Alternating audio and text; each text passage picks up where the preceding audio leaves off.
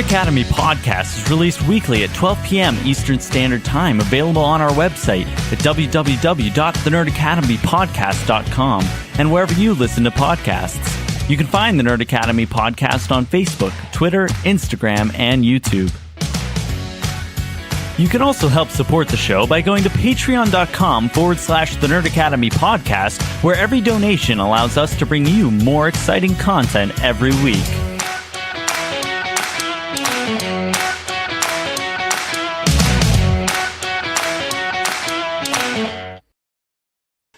Good evening, class, and welcome back to the Nerd Academy podcast, your source for nerddom news and commentary for the last 5 years, coming at you live at the very end of the year. I hope everybody tuning in, either live or on the replay, had a very happy holiday and is about to have a very happy and safe new year. I am your host, Jarod Bachman-Stubbs, and joining me is your resident Green Lantern, Professor Travis Grossman.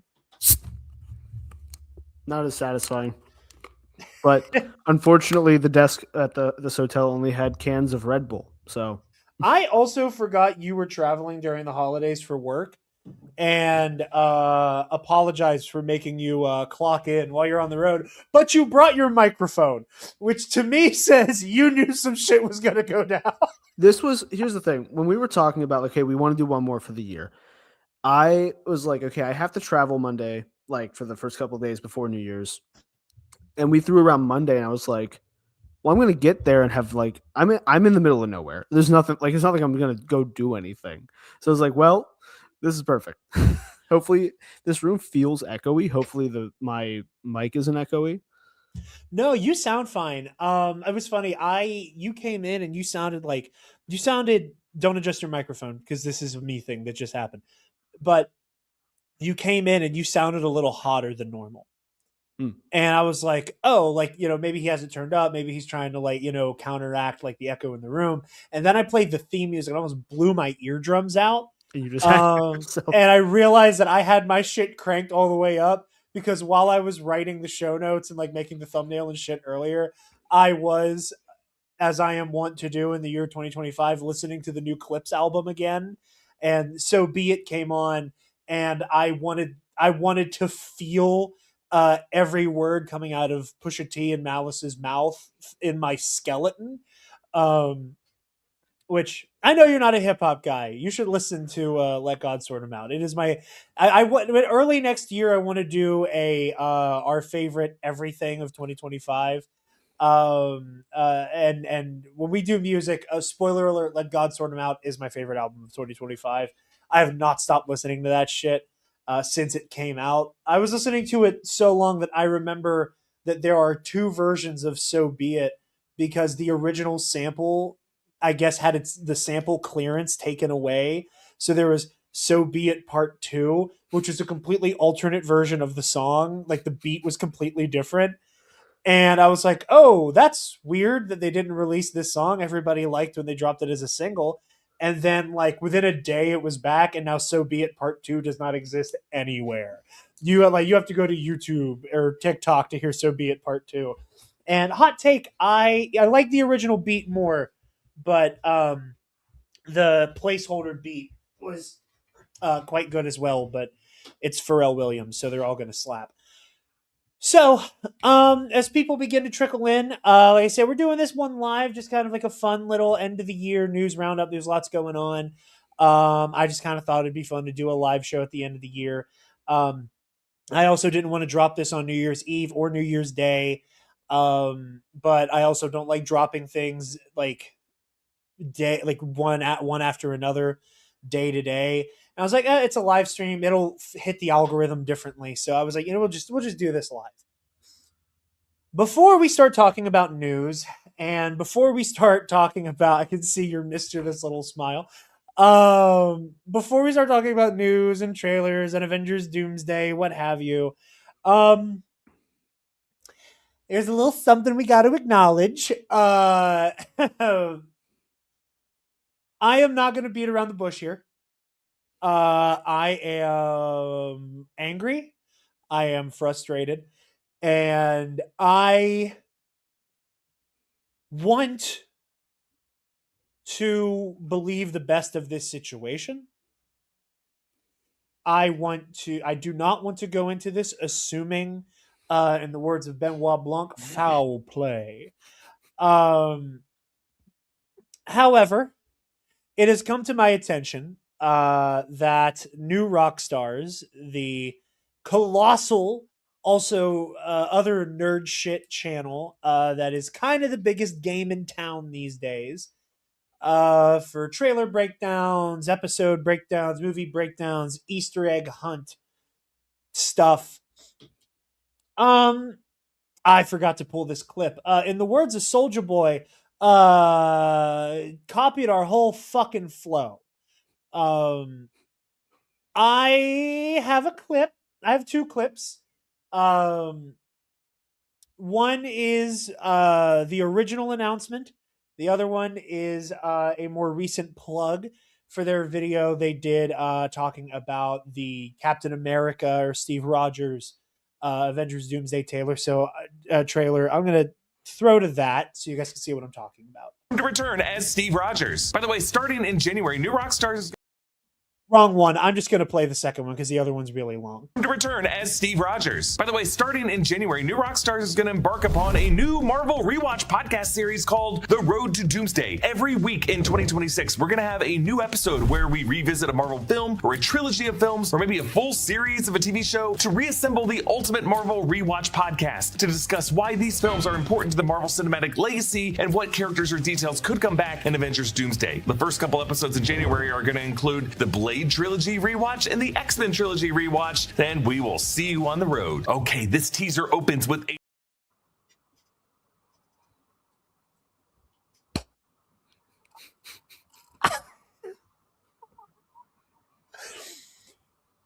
Y'all, I got fucking nothing. I'm gonna be so for real. Well, Taylor's a little punchier than I am. Got to do the trilogies because they started late.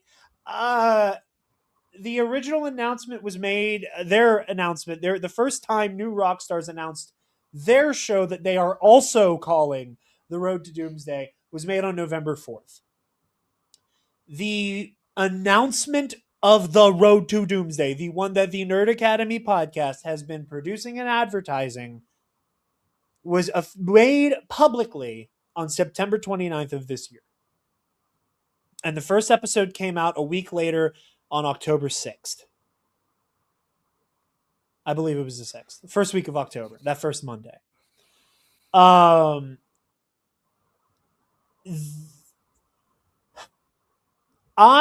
have seen online, and I want to make it abundantly clear right now, I'm not making an accusation.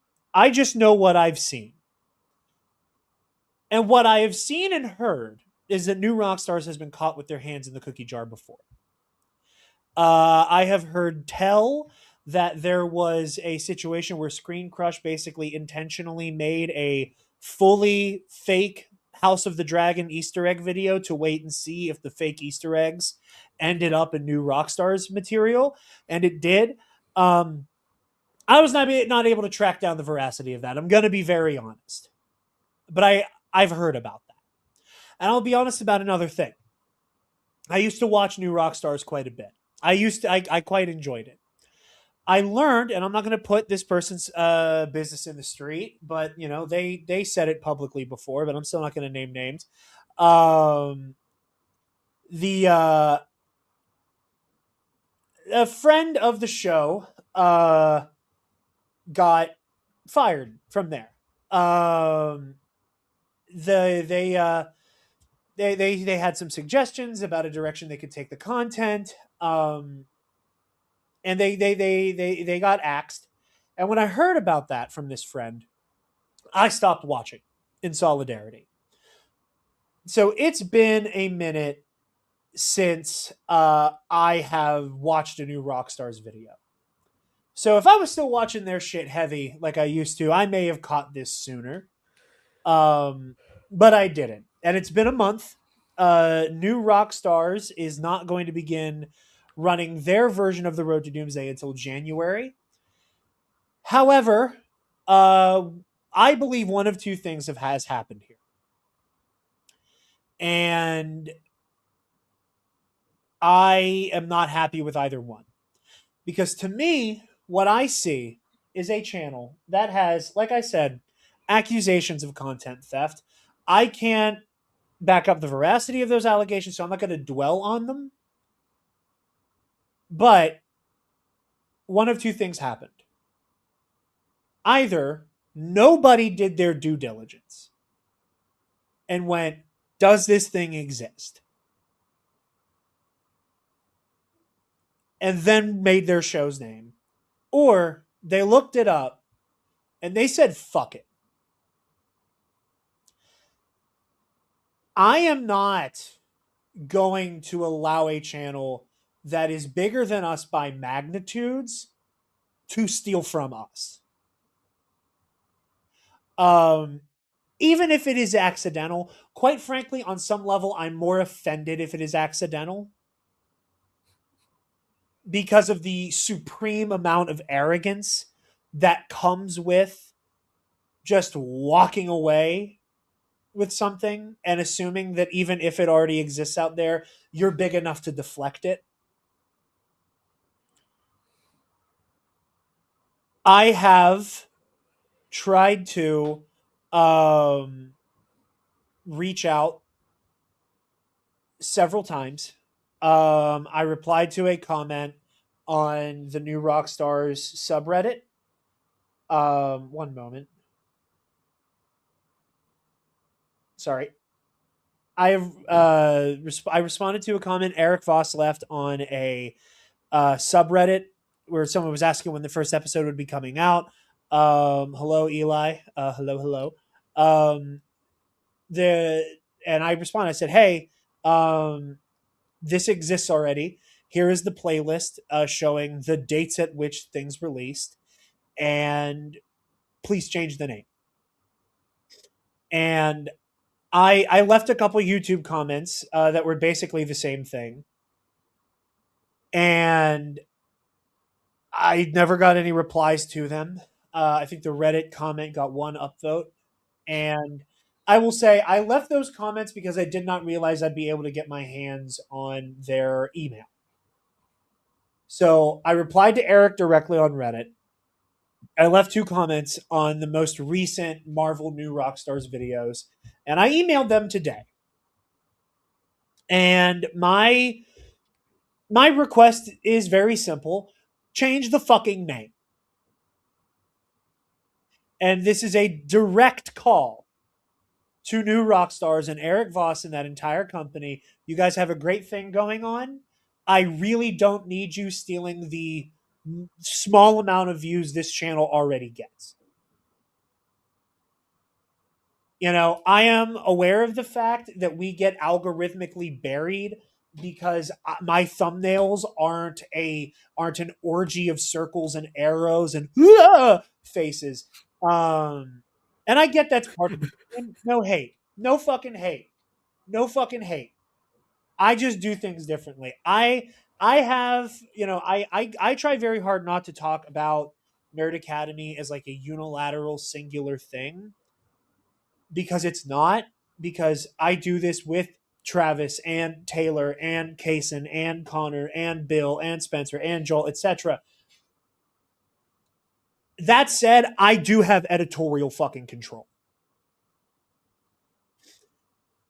And I refuse to have my show be Easter egg hunts and orgies of circles and arrows.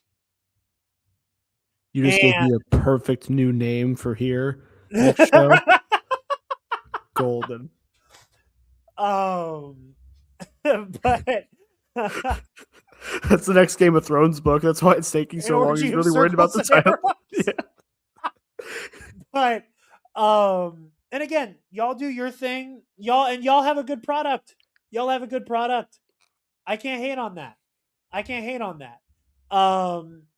How much of that product is, again, just Easter egg hunt slop? How much of that was a demand to go deeper than the Easter eggs, to talk about themes, to talk about the big ideas? And you fired somebody for that. because it was too radio. Sure, whatever, fine. Y'all already have enough of a fucking monopoly on nerd culture. Y'all already have a monopoly on dumbing it the fuck down.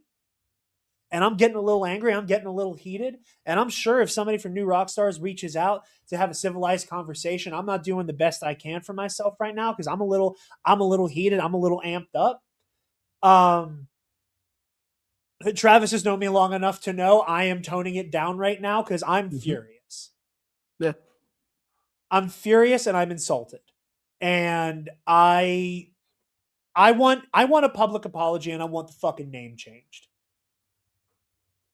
Because how this goes down from this point on is we're going to get buried algorithmically. Anybody who looks up, and real quick, anybody at home, go ahead and type in the Road to Doomsday MCU rewatch in your search bar and let me know what comes up for now.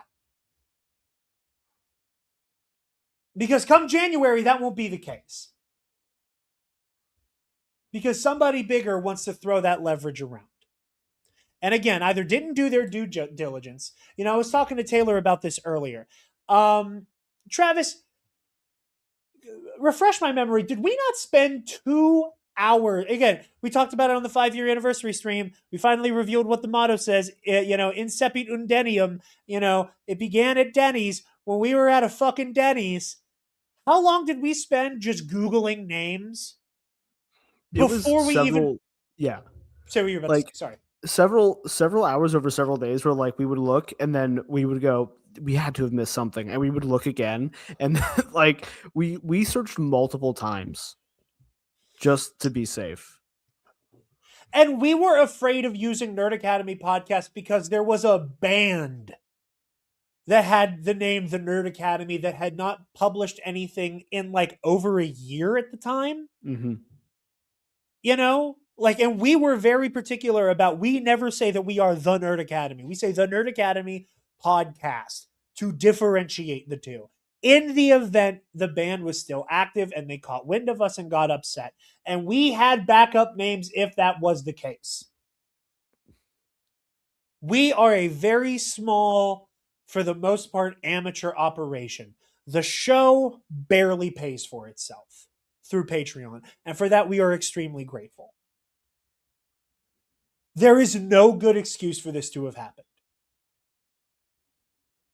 There is no good excuse for this to have happened.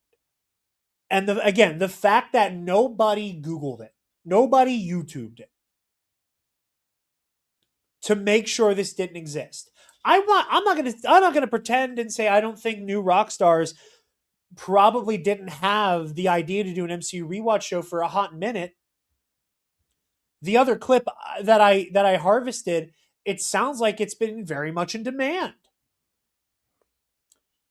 However, when we are reaching the year that that Avengers Doomsday is about to come out, yes, we love our patrons, all of Taylor's personal best friends.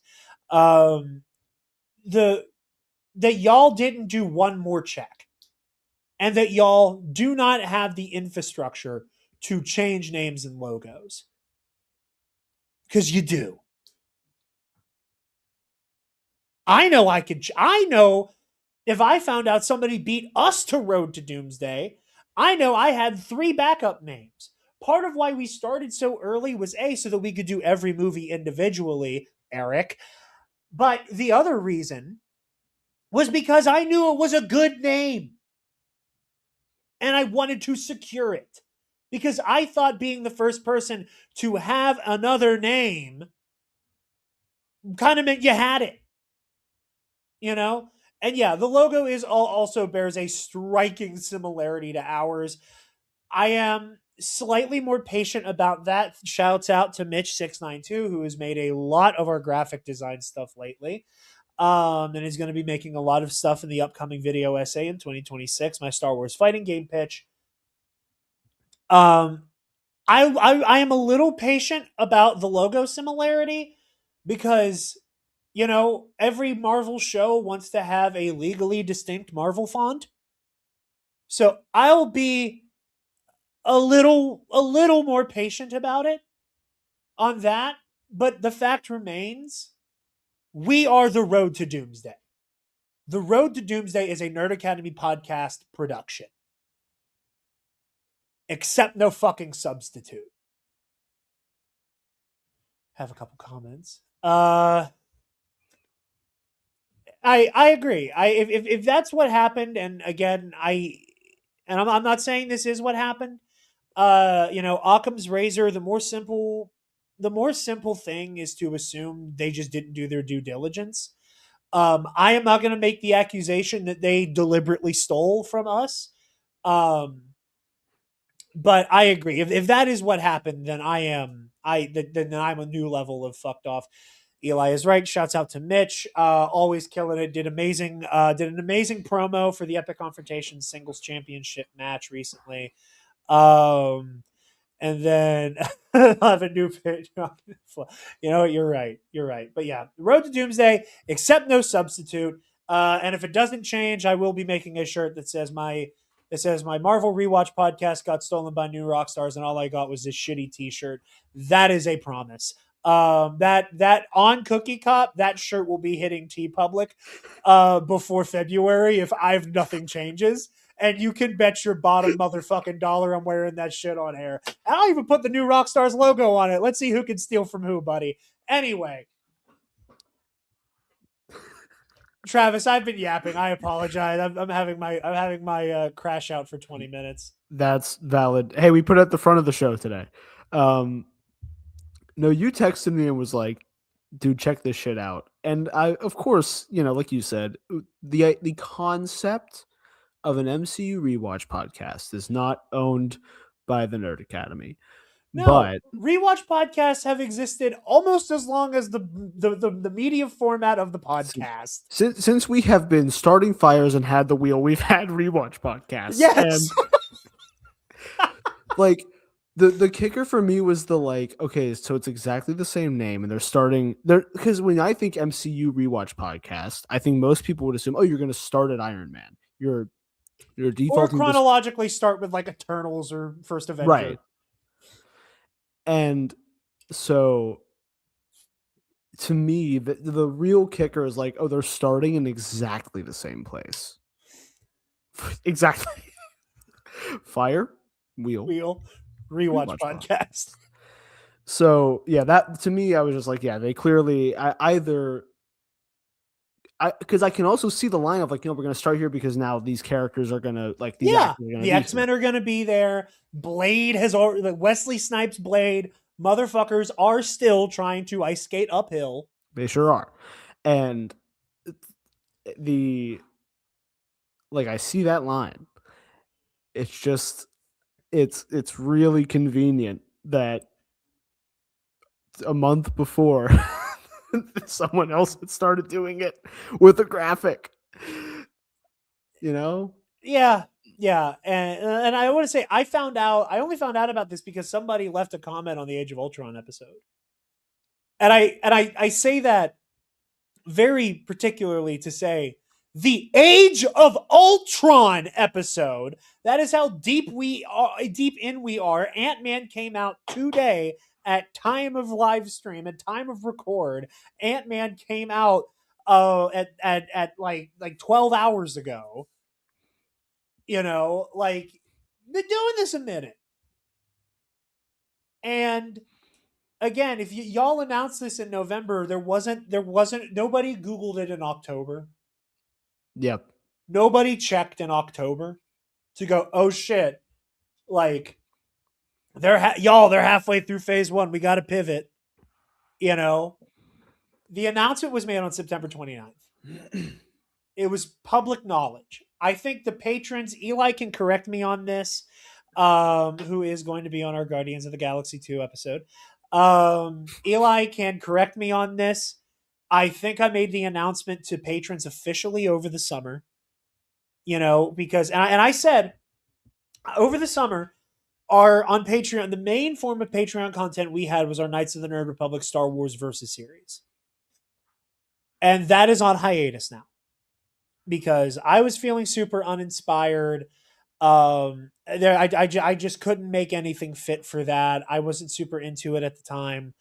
I wanted to do something special for Avengers Doomsday. Again, I know that this show at most reaches a few hundred people, and I'm proud of that. I'm proud of every single person who clicks on who clicks on this show on Spotify, on Apple Pods, on YouTube, whatever. I'm proud. I'm proud of everything we have made here, and I stand by every second of it. But I was like, I want to do something special. Maybe it'll help grow the channel because there will be other Marvel rewatch shows in the lead up to Avengers Doomsday. I wanted to start early so I could cut others off at the pass and lock down a cool name. And Mitch helped me make a graphic. You know, I was between jobs over the summer and I was like, what if I just rewatch all of Marvel? I don't have a fucking day job. I'm just going to watch all of Marvel. Fuck it. You know? And you know, my work schedule has thankfully accommodated that because I have a 4-day work week now. So I have 3 days off where I could just, you know, watch a couple movies and knock some shit out, you know? Just kind of riding that high. I understand we don't have the patent on rewatch podcasts. I understand that there are bigger networks that have more skin in the game. Doesn't mean you get to take food off our plate. And we will leave it there. The ball is in New Rockstar's court. I hope that you change the name. And, you know, if you don't, you know, my only recourse is to be a snarky asshole about it. You know? I don't have the means to fight this gigantic media conglomerate on YouTube. But you do have the means to make a t-shirt. I will be making a very mean-spirited t-shirt, however. And I will make $1 each off of those fucking t-shirts. And that is $1 going in the spite bank. But yes, New Rockstars, the ball's in your court. Change the name of your fucking show because I had it first. Anyway, Travis. That's me. There is a movie called Avengers Doomsday coming out. What? Quite a few people would say that we're on the road to it. Debatable. Debatable. I know I sure as shit didn't. We have finally gotten into the marketing trailer era here in the lead up. And the strategy are, Eli, I'm trying to get into the news. You cannot try to bait me into doing Donald Trump about this. You cannot try to bait me into doing the Trump voice about the new Rockstar shit. I found the trailers. They're in Lake Michigan. I had to get one. Oh, okay. I had the comments pulled up, so I didn't have the videos handy. Maybe I'll walk out of here tomorrow and you never see me again. That's really what I want to do. Damn, bro. Damn. Okay. Come get the Avos. Anyway. So word got out a couple weeks ago that, or quite some time ago, the word on the street was the first teaser for Avengers Doomsday would be attached to Avatar Fire and Ash. And I was like, okay, that makes sense. Now, what I think is interesting is that it seems like we're starting to get into a new landscape for trailers. Because back when I think it was Jurassic World Rebirth came out, there was a brief teaser for Christopher Nolan's The Odyssey that was exclusively attached to Jurassic World. It was not released for a little bit until after Jurassic World was out. I want to say, because I know Universal's doing, I know Nolan is with Universal now, and I know Universal was Jurassic World. I could be wrong, but I want to say it was Jurassic World Rebirth. Had a brief teaser for The Odyssey attached to it. And it did not release online for a little bit. And a similar thing happened again with Fire and Ash. There was another Odyssey something attached to it. Mm-hmm. But the word on the street was that Avengers was going to do the same thing now. And not only was Avengers Doomsday going to do we're going to attach this to the Odyssey, or we're going to attach this to Avatar Fire and Ash, and then we're going to pull back and we'll drop it later online.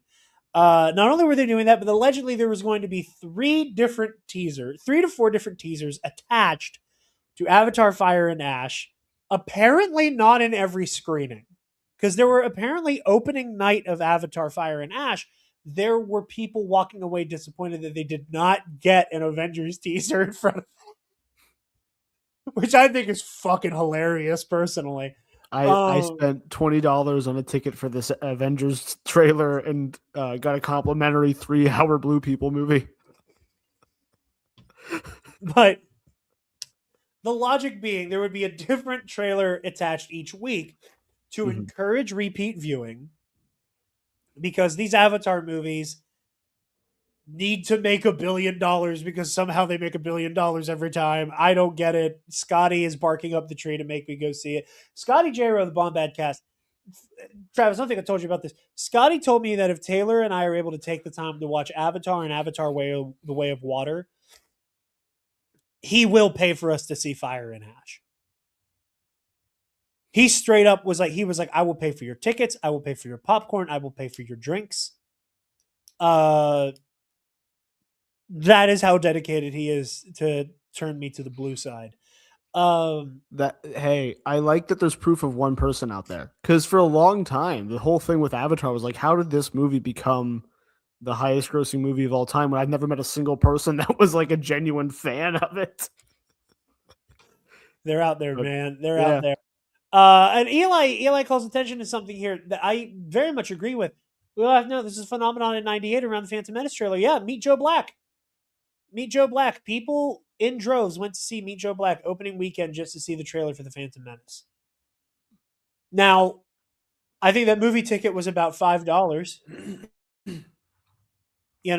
Whereas today, the theater you and I typically go to, Taylor and I obviously as well, average ticket's like $13, $10, $13 roundabout. If you're not, if you're so dedicated to seeing this trailer that you see it in IMAX and you pay like $15 for that IMAX ticket, mad respect. I'm not gonna lie, you're crazy for that one, but mad respect. But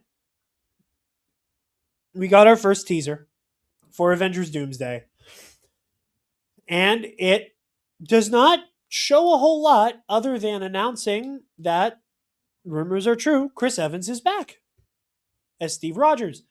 So I do kind of want to talk about this discourse a little bit with the Steve Rogers return stuff. This is absolutely one of those instances where I just don't get it.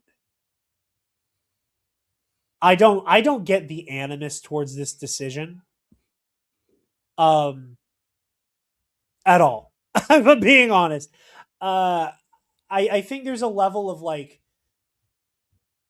I have seen a lot of people with very different bad takes. Like, there is a diversity in bad opinions I'm seeing about this that ranges everywhere from this is creatively bankrupt. They need to lean on nostalgia, cameos, all the way up to this is Disney, Marvel, the Russos catering towards fandom menace types who never accepted Sam Wilson as their Captain America. How do you feel about the Steve return? I'm so like, my knee jerk is like, I can understand a part of it where it's like, okay, we can't move forward. Like, Steve has not been involved in the story for 6 years. And even the Russo brothers have said, like, they had a part in making this call because it was their comfort food. That's not their words, that's mine. But they have a very, that was their first movie, was Captain America, Steve Rogers specifically, and that's who they're like. They like having Steve Rogers in their movies, and they wanted him back. Now, how much of that was? I'm sorry, I forgot that I No, you're can't. I mean to throw you off. Sorry. No, you're good. I can understand from the perspective of someone who wants us to be able, on one hand, people can't accept. I almost just said Falcon as Captain America, which is I'm part of the problem. Congratulations. But can't accept Sam as Captain America are we can't cater to them because they don't make money. That's valid and true. On the other hand, this trailer, babe, I love you. You need to chill. You need to chill. I love you. Jesus, not old Yeller.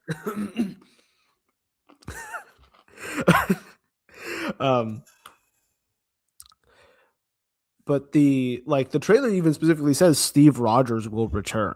Yeah. Right? They're making a point to not call him Captain America. Yeah. Which, hell yeah.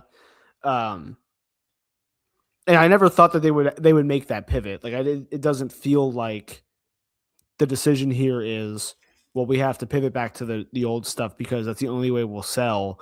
It feels like possibly the pivot here is we want to, if the goal is to have everybody, we're going to have everybody. Yeah. Absolutely. And I mean, the Russos have also come out and said, the goal is that this is a direct continuation of Endgame. And I think it's really interesting to pick this Steve up from there.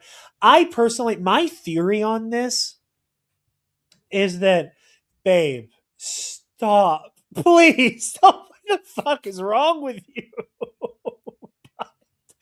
Oh, also, what's up, Nick? Hello. But my theory with this is that whenever we see old man Steve, Mr. Rogers Steve, he is that old man Steve knows about what is about to happen. Mm-hmm. Well, yeah, because at this point they could reverse Flash Steve. They could reverse Flash Steve. I love the idea of the Russos building their Avengers movies into a gigantic bootstrap paradox. I kind of really like that idea, that when Sam is like, hey, you want to tell me about that? Referring to the wedding ring, when Steve very cheekily is like, no, I don't think I will. No, Jack. I put the Infinity Stones back and I found Corn Pop. But I think whenever he there's part that really likes the idea that Steve knew. I TNAP's version. See, that's going on the shirt. That's going on the shirt. I'll do a Road to Doomsday shirt that says TNAP's version. That he knows that this Steve serves in and survives what happens, and he can't tell Sam for whatever wibbly wobbly timey wimey bullshit, because the Ancient One says in Endgame, when you mess with time messes back, and you'll learn that soon enough. Again, we go back to a conversation we've been having on the Road to Doomsday, except no substitute. That the whole mythos of the plane, right? About when did and for how long did Marvel Studios have a plan that was always, big air quotes, building to Avengers Infinity War and Endgame? Taylor and I have talked about this numerous times, where there are moments you see, oh, something's coming into focus here. We're toying with the idea of a battle against Thanos. Shit, let's do it. Let's start putting Infinity Stones on the board. Let's retroactively go back and lift up a chess piece and glue an Infinity Stone to the bottom of it and say, this was here and this was that. There is nothing inherently good or bad about that approach. You know, like again, Taylor and I are super behind on Stranger Things. We're about halfway through season 4. We are probably not going to catch up in time to watch the finale when it happens.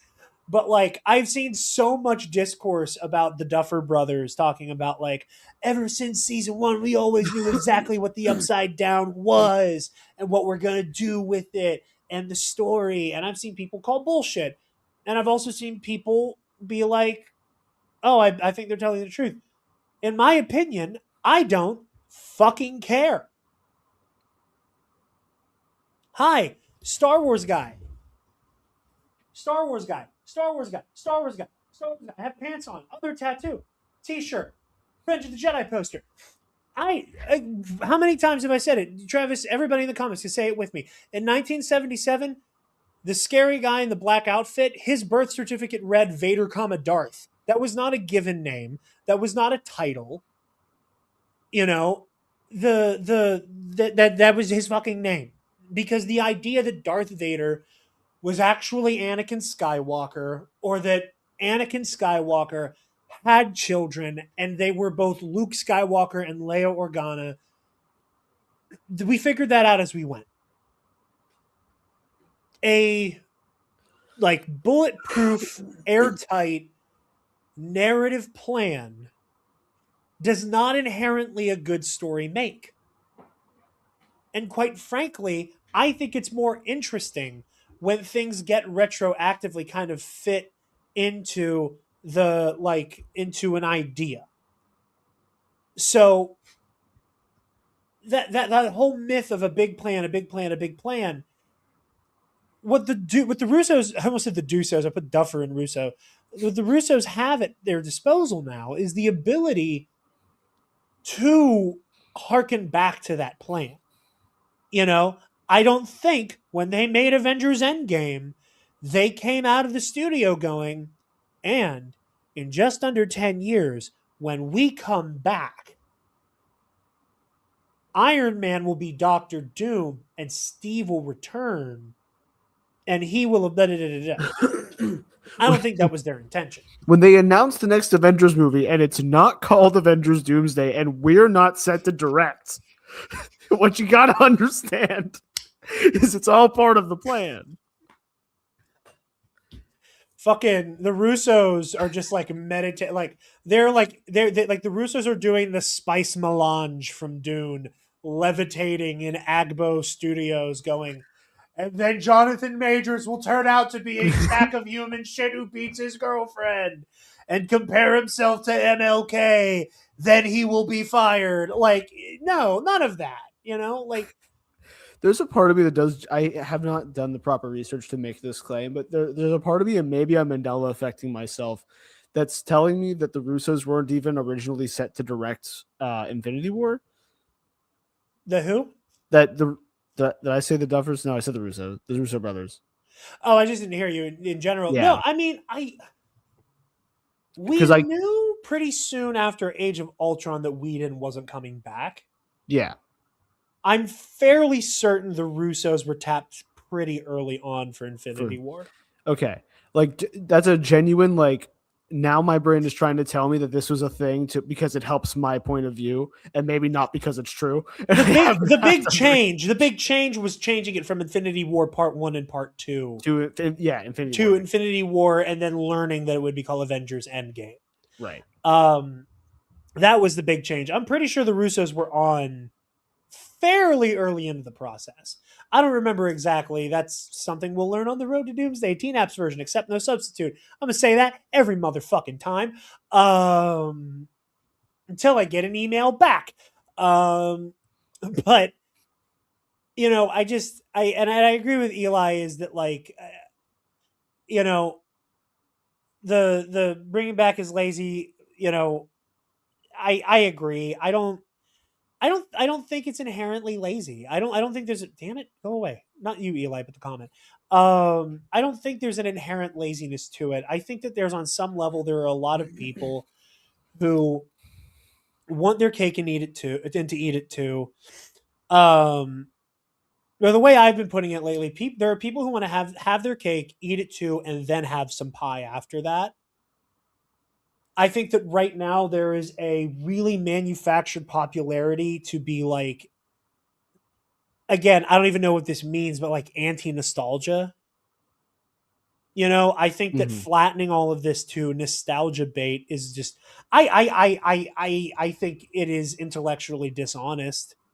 I think it's a cheat code. I think it's a shortcut to sounding above the material in Mhm. many ways. That's a great way to phrase that. Honestly, it's the like, it's discourse around anything recently where you see someone have a point and you're like, you haven't thought about what you just said beyond the exact words you said. We're Yeah. like, okay, this is nostalgia bait. Why is that a problem for you? What exactly is what are the issues you take with that? And what does that do negatively to you? And if you have an answer, great. Like, you're allowed to hold that opinion and have an answer. If you're just saying it into the ether and you have not considered like, oh, this, like, hearing Steve was back, personally, my knee-jerk reaction was, I don't know if I'm a fan of that. Yeah. And the like, okay, why am I not a fan of that? Because it does kind of feel like we're not letting go. We're not giving these other characters room to breathe. But if narratively Steve works in this story, and considering, again, I like the idea of reverse flashing Steve, where now he can just kind of pop in anywhere in the MCU because he had the stones for a while. Yeah. He had all the Pym particles. He had the Pym Mjolnir. particles, yeah. Where can he show up? Where can Steve show up? So, like, there's, and like, I'm holding the reservation of like, I might see it and not like it. Yeah. Well, for me, the thing that I am still like really frustrated by is so many people want to do the Marvel fell off. Oh, it's just nostalgia. Mm-hmm. Oh, it's just this. And then you have the people who hate all of the new shit unless it is, going back to the last episode of the Nerd Academy podcast, you're not playing with your action figures. You're looking at them in the box at Walmart. You're just clapping because you know who Tobey Maguire is. Right. There is still, like, nobody is really talking about the overarching theme of the multiverse saga. Nobody, truly nobody is really talking about how this whole arc of the MCU has been about our heroes of old trying to prove to themselves they still have it and see if this fight is worth being a part of anymore, and live with the insurmountable grief that came with everything they've lost up to this point, be it in the conflict with Thanos, be it in their lives before being a superhero, whatever. Almost every single one of these stories has been about grappling with what you've lost. For the new people, for the people who have been here for a minute, almost all of them have that kind of at their center. And nobody talks, it's all nostalgia. Nobody's talking about how we're able to use this specific framework and the audience's willingness to accept the idea of multiple realities and dimension hopping and using that as a storytelling device. Nobody wants to have that conversation. It's all a matter of it's creatively bankrupt. Again, all the same people who are like, oh, Marvel can't do anything but reheat their nachos are also the same people who rolled their eyes and said, who gives a fuck about the Eternals? Well, if you were as high-minded as you say you are, you should have been there opening night to give it its day in court. I don't understand. Why don't you care? Why don't you want to care? If you are so much smarter than the material. And I think it's why having Steve come back, in whatever capacity that is, at the same time that we are going to have, as I've said before, I believe in evil Tony Stark. I do not think it's Victor Von Doom. In evil Tony Stark step into the fray and go, hey, I'm here, and we both represent the good and the bad of everything we have lost.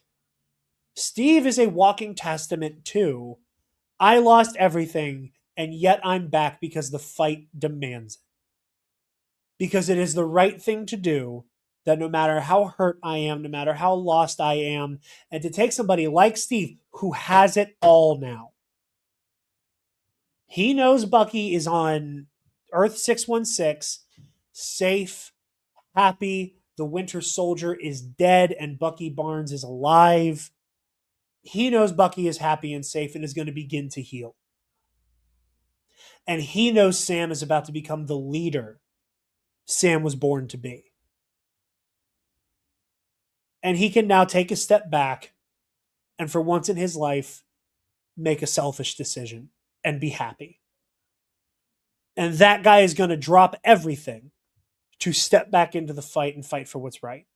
At the same time, and again, this is pure speculation on my part, at the same time that this evil Tony Stark, who has learned none of the lessons that made him the hero he was, is going to do the thing that makes Tony Stark, that make the worst parts of Tony Stark come to an nth degree hitherto unknown, where he is going to take a square block and just batter a circular hole until it fits, because he needs to put a suit of armor around reality.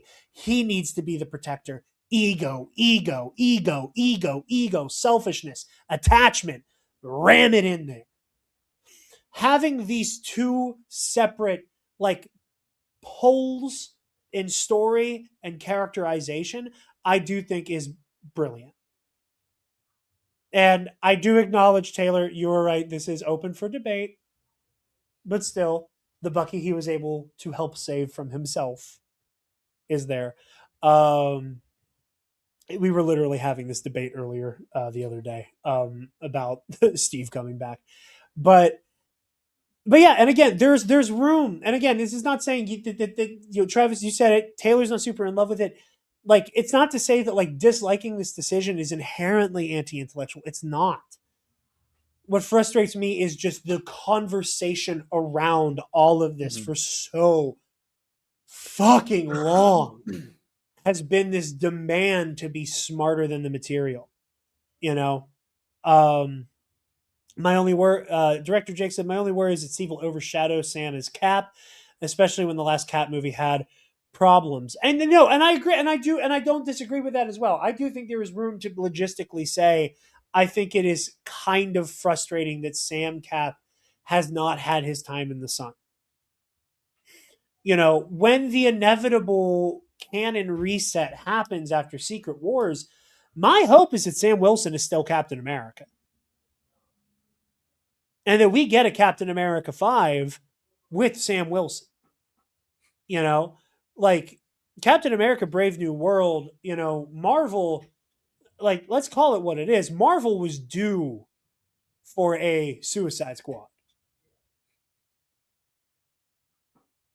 Marvel was due for a Rogue One.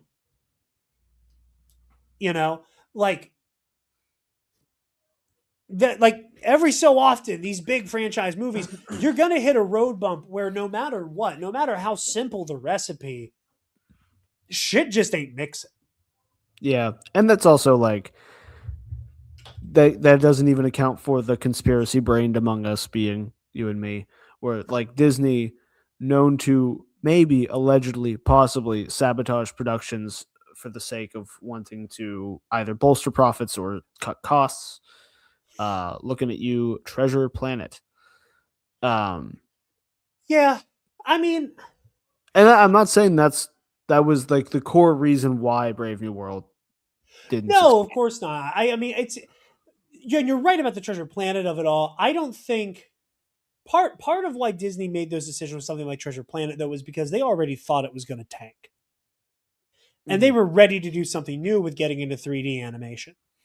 I don't think Disney would ever intentionally sabotage a Marvel project. But at the same time, audiences have gotten fatigued. There was also, as I've said before, the self-fulfilling prophecy of nothing will top Endgame, therefore everything after Endgame will be bad. I've convinced myself of this going in. I'm going to say it regardless of it all. But yeah, so that is... and you're right. A scapegoat is a scapegoat. You're right. I don't disagree with that at all. And I think that Captain America: Brave New World ended up being a hack job. I had fun with it. It was a fun done comic book movie. But like it compared to the other Cat movies, it was not up to snuff. And we would have Eli. There's a fan idea I've heard of a manufactured evil Steve Rogers being a villain of future Cat movies, and I'm fascinated by that idea. I don't hate the idea of trying to do Hydra Steve on its face. My issue with trying to do the Hydra Steve, like Secret Empire, Civil Warrior stuff, is, and something we've talked about on the road to Doomsday, except no substitute, is that I don't like how defanged Hydra is in the MCU. I don't like that they went like, well, on the short list of things that I think are just straight up cowardly movie making decisions. Hydra is like Cobra. It is a generic, like, evil mad scientist organization. Like, this version of Hydra has more in common with like AIM than it does like Hydra, in that it is not a Nazi organization. Mm-hmm.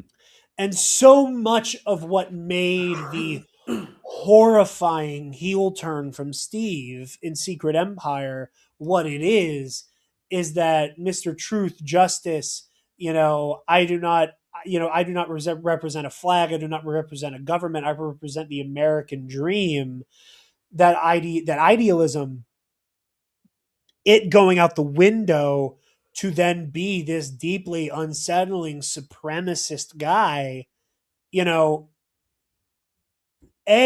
is a story, if told on film or in television or whatever, needs to be handled with a lot of care if you're going to do that to begin with. Like, I think you're playing with fire a little bit, and it could pan out. You could tell a really good story. But part of the other issue is just that, like, Hydra isn't that. Hydra is maniacal and it is supremacist, but like, it's a rainbow coalition of supremacy. It's just kind of vaguely superior people deserve the world.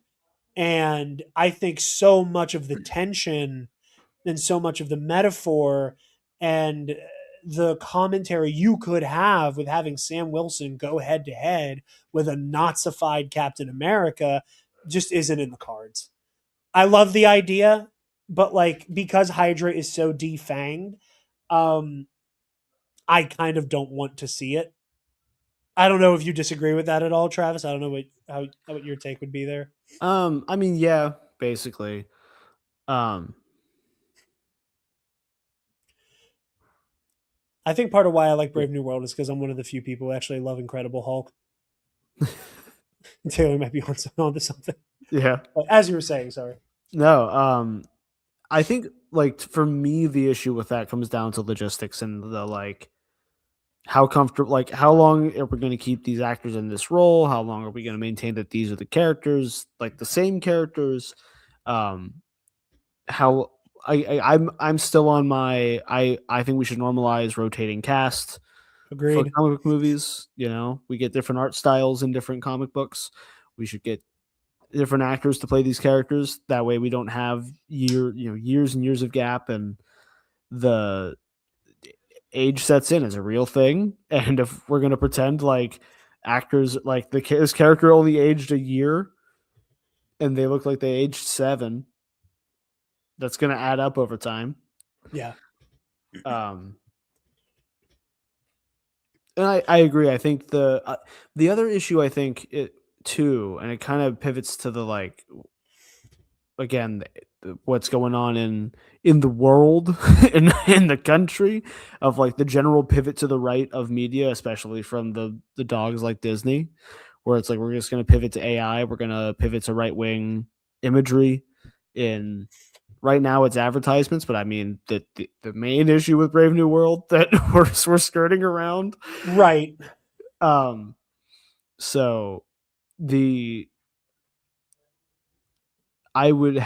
part of my hesitation with Steve returning also has to do with that. And like my reservation with a story like, okay, we're going to have evil Steve Rogers. are they going to want to make him evil because it might look a little too similar to some certain people that are doing things right now? So yeah, I all of that I agree on. But do we have any other thoughts on the Steve coming back of it all before we talk about the other two teasers real quick? no, I think that covers it. Okay. I will say I basically saw it once, mostly with the sound off. The Thor teaser is interesting. That's another through line with these is the children of the Avengers. Because Steve has a baby in his. Again, I don't know what to make of that. Those are one of those like you roll the fucking dice on that, and I think that might have something to do with the older generation stepping in to help the newer generation that was saddled with what the last generation left behind. I think that baby might end up ultimately being a metaphor for that. And the unofficial concern that they're AI. I don't know what to make of the Thor one or the X-Men one for that matter. I am inclined to believe the Thor one's real, and I'm kind of 50-50 on the X-Men one. I've heard it's real. Again, time will tell. People will be able to let us know. Those of you who are seeing, those kids are going to be the new Infinity Stones, I fear. Wielding that baby like a hammer, he'll be. Thor just picks Love up by her ankle and is just swinging her around. But so the Thor one has Love is in there. He's praying to Odin. Not a whole lot of meat on the bone with that one. The other one I do want to talk about though is the X-Men one. Because the thing I think is interesting is that like there were so many. I was going to dedicate an entire episode to talking about the obvious fucking AI pictures. You know what I'm talking about, right? From like a month ago, where it's like, look at all the X-Men actors in their comic accurate outfits, all fully in costume together in a makeup trailer. What? That said, I'm curious to see what's happening here because we talked before. I may have deleted it to make room for something else. Do I still? I don't. That like rap merch that had like the almost select your fighter screen. It looked like a lot of those characters had like very comic accurate outfits on. Like we could see Cyclops had the yellow visor and the bandolier. If this X-Men Doomsday teaser is real, then we see Scott in that outfit. We see Eric and pardon my hiccups, Charles playing chess. We see the mansion. I'm interested to see what comes of all of that. I don't necessarily know if it's real. I think it is, and I'm excited by it. We will see, though.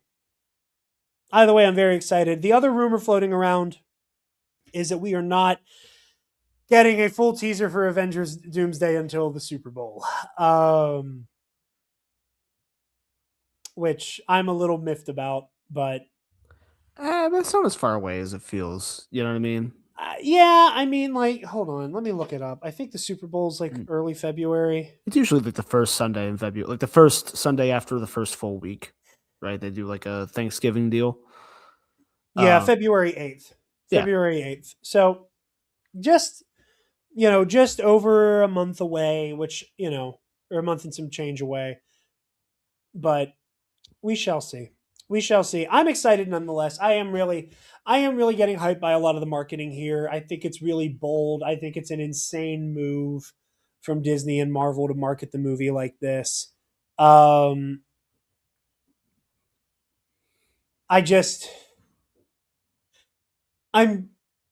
finding myself more and more frustrated by the discourse in a way that I haven't been in a minute.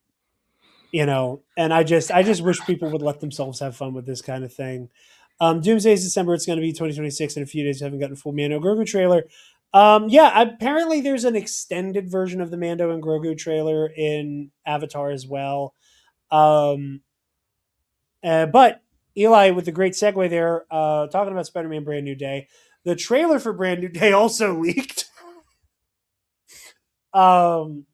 Travis, you have seen about half of the trailer. I saw the full thing, but I can't find it online anymore. It's funny you mentioned AI images because I had not seen the AI images of the X-Men, but I did when we were talking about it earlier today. See several very clearly AI trailers of Spider-Man where people were taking the scene from Civil War where they're in his bedroom and putting Mark Ruffalo over to Tony over RJ in the scene and pretending like it was a scene from Brand New Day. But no, that trailer is really cool. Again, not a whole lot of meat on the bone. The only thing that leaked teaser gives us, and I would not be surprised if oh wait, Eli with a brief correction. I saw the extended Mando Grogu footage in front of Zootopia 2. It was only a few brief extensions. Yeah, I think there's like more of like the aliens in the arena, I think is the main thing, which is cool. But um the one thing we've been able to divine from this Spider-Man leak, which I am very comfortable saying is real because Sony and Marvel have taken the fucking DMCA hammer to this son of a bitch real hard. It looks like Sadie Sink is playing the villain. Mm-hmm. And I don't know how much of the trailer was in that like kind of truncated one I sent you. But Sadie Sink's character says, "Stay out of my way, Spider-Man, or your friends won't be the only ones who don't remember who Peter Parker is." Or it might be like, "Stay out of my way, Peter Parker, or your friends Spider-Man." Either way, Sadie Sink somehow, her character somehow knows Mm-hmm. who this is, which I think is interesting. And what I think is funny is that we've kind of hit this hilarious event horizon with who is Sadie Sink playing. Yeah, director Jake says, "Bro, who is she? I'm losing my mind trying to figure it out." Yeah, I said, "I hope Sadie Sink isn't the villain." Still holding out for my guy Martin. I don't know. I'm becoming less and less convinced that we're getting Mr. Negative by the day. I really would have liked that. I do think if Sadie Sink is the villain, and what I was getting at with this hilarious event horizon was girl with red hair. Well, should say woman. She's playing a younger, elder teen. So I said girl, but like young woman is with red hair is cast in Spider-Man movie. And then we have the big bang of who has red hair. And part of that big bang is Firestar. And we're throwing it back to Spider-Man and his amazing friends. And part of that big bang is Jean Grey, so we can continue to introduce the X-Men. And then part of that big bang, the worst part is she's the real MJ. Gross, and y'all are weird for that. All these ideas kind of hitting the wall. And then we see like a leaked set photo of her in combat boots. And then people are like, "Oh, she's the Punisher's protege because she has boots on." And I was like, "That's fucking funny." Real boots? funny. We say, I'm slowly coming around to the Jean Grey theory, though. No, Shathara is not out of the question, of course. Eli, I love that you are a newer Marvel fan and you just check my gangster so hard. Who the fuck is Shathara? No, wait. No, that's one of the inheritors, right? Hold on. I'm taking my fucking gangster back here. Hold on, I'm pulling the comment back up so I can Google it. That's one of the inheritors. Shartha? Hold on. See, this She's is the playing- beauty of doing this live. As far as I'm concerned, she's playing Barbara Gordon. So She's playing Barbara Gordon. Sure, the Wasp Goddess and Tomatic Predator, get these ads away from me. From Loom World, convinced by. Okay, so she's inheritor adjacent. And that is interesting because there's another part of the trailer that looks like it's implying that Tom Holland Spider-Man's getting organic webbing, which does play into the totem stuff, which continues. Hold on, Mitch is also checking my gangster. Is it an inheritor? She's a physical manifestation of Peter's powers. Okay, no, but I know she's like like the totem stuff plays into the inheritor Morlun bullshit. Thank you all. So, okay.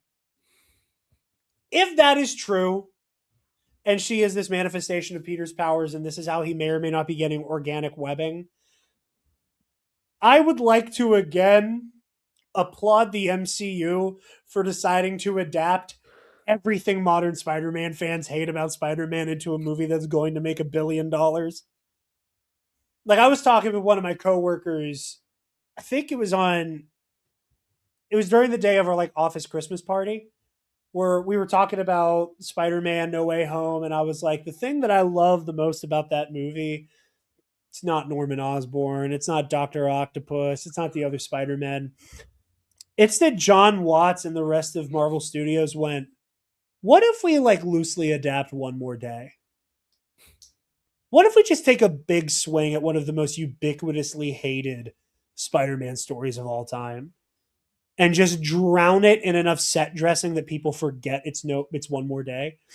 But yeah, but no, just reading from the Marvel Wiki, Shathar is a wasp goddess and tometic predator of Loom World Earth 001, conceived by Oshtur and Geza, originally tasked with the weaving of the Great Nest. Her work was rejected in favor of her sister Ninth's Great Web, which became the Web of Life and Destiny. Okay, cool. Sure, let's do actual Spider-Verse shit. I'm down. Her being a multiversal entity is the only way to explain her knowing. It's the only way to explain her knowing who Peter Parker is. And that was the thing I was getting at, was like, okay, if you know, then you have to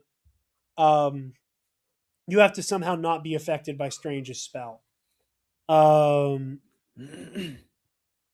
kid. Don't. I'll check your gangster real quick, kid. Don't. But but but it's all that I dig it. The instances, like the little bits in the trailer where they're like recreating the cover art, where it's like the Amazing Fantasy 15 cover. I think it's like an Ultimate Spider-Man issue where he's just like, he's like had the mask half on and he's like stuck to the wall. Looks very cool. I love the way the action is shaping up, even though you can't see a whole lot. It looks very fun and stylish, and I'm happy with it. And we will see when we eventually get this trailer. For real, I would not be surprised if we are going to have to wait to see this in also attached to the big game, as it were. But Travis, your thoughts on the trailer before I move to our last story here. I have not been able to find the trailer besides what you sent me, and I've been convinced that people are seeing fakes, but it is like with the Doomsday stuff, people were like, the Steve Rogers is coming back, and I was like, that's not real. And then I saw people that like online had gone to see Avatar, right, talking about the Steve Rogers clip, and I went, okay, so the Steve one's real, the Thor one's probably real, still holding out for whatever comes after that. Right. And that's like, there's a leaked Spider-Man trailer and he's getting organic webbing. And it's like, I'm going to hold my breath on that one. We're going to wait until I can see it in at least 480p. And I've seen it in 480p. It seems real. Like I said, the way Sony was striking it down, I meant to screen record it and I didn't in time, says to me it's real. Like I am getting flashbacks to our coverage of No Way Home, where we had the leaked unfinished, like the leaked previs trailer, where it was like polygons of the mirror dimension and polygons of the Green Goblin's pumpkin bomb, and like it was just a smoke-filled sky that you could tell Green Goblin was supposed to fly into, but he wasn't there. But we still heard the and then one of my favorite things, for those of you who don't remember, we had an exclusive back in the day where somebody sent us a call sheet for No Way Home, and all of the characters on there were Seinfeld characters. Everything had code names that were Seinfeld related. There was like the Maestro and Kramer and Elaine and Jerry Newman. which I look back on that fondly. But our last story of 2025, folks. Netflix might be buying Warner Brothers, but the DCU stands strong. We officially have our Brainiac for Man of Tomorrow. Lars Ettinger. I think I'm saying that right. I've not heard Edinger, maybe. I have not heard his name said aloud yet. Has joined the cast. James Gunn confirmed. Welcome to the DCU, Lars. His movie credits. Well, he was most recently in Jay Kelly, which I've heard very good things. I want to check that out. But he's also been in Babylon Berlin, All the Light We Cannot See, which is funny because my coworker was just talking about that movie the other day. High Life, Tim Burton's Dumbo, My Little Sister, Dying Clouds of Sils Maria, Personal Shopper, White Noise, Imp Van... Oh my God. And Irma Vep Ellinger is also a rapper, musician, and DJ. So, or Irma Vep, period. Ellinger, I can't say this guy's name, is also a rapper, musician, and DJ. So, we might get a Will Smith style rap song at the end of the movie. I hope.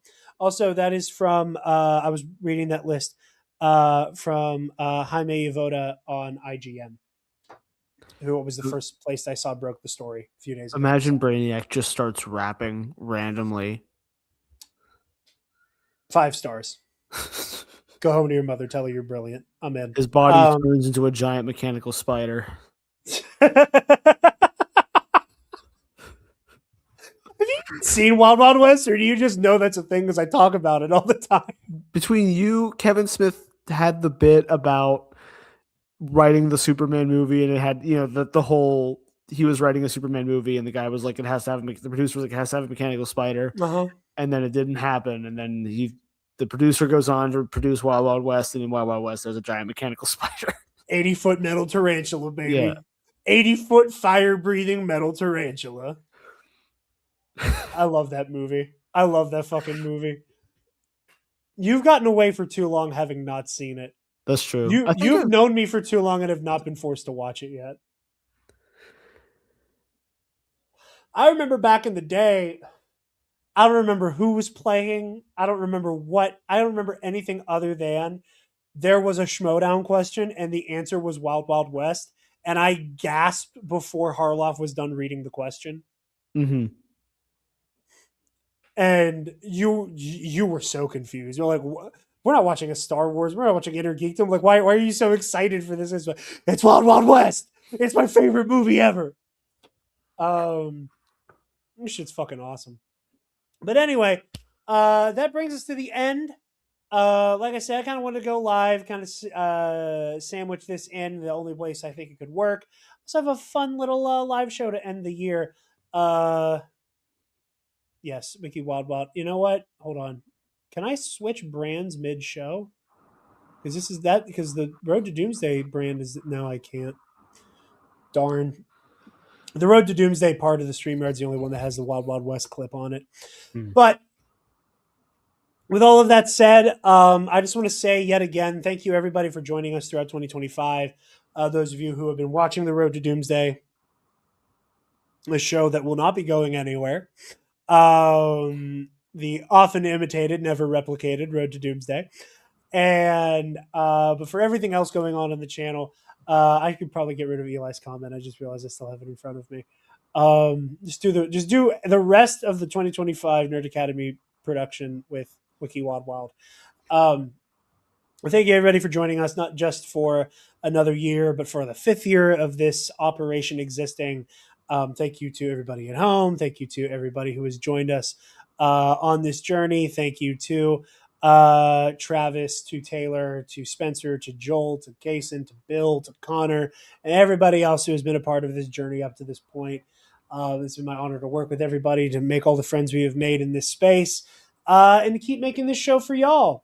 But with that, Travis, do you have any closing thoughts on this episode and on 5 years of the Nerd Academy in 2025? I'm so deranged at this point. I can't imagine what the 6th year is going to be. I can tell you this. Everybody who's currently on the Nerd Academy podcast is getting a t-shirt from me.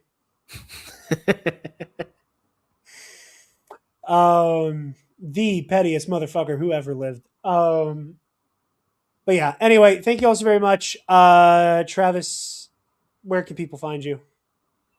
Currently in Bloomsburg, but hopefully not for too long. Jared? Yep. Where? You guys can find me personally on Instagram and Blue Sky at Dark Jedi 2552, and you can find the Nerd Academy podcast on Facebook, Instagram, Blue Sky, wherever you get your podcasts, and on our website, thenerdacademypodcast.com, as well as YouTube. You can donate to our Patreon. I also realize I haven't played this guy in a minute. Hey, give me $1. Speaking of our patrons, thank you to our $10 alumnus, Ray Clausen and Paco. $5 patrons and up get early access to the Road to Doomsday, as well as exclusive access to our audio commentary series, at least until New Rockstar steals that from me as well. But yeah, check all that out. Next week will be Captain America Civil War on Road to Doomsday. After that, Doctor Strange with Alden Diaz. This weekend, we're recording our Guardians of the Galaxy Volume 2 episode. So stay tuned. We got lots going on the Patreon for Road to Doomsday. Very happy and proud of that show, no matter who tries to thieve it from me. But with all of that said, again, happy holidays to everybody tuning in, watching the Nerd Academy podcast. And I hope everybody has a very safe and happy new year. And we'll see you guys in 2026. Class dismissed for 2025. Stop! Move away from the cookie jar.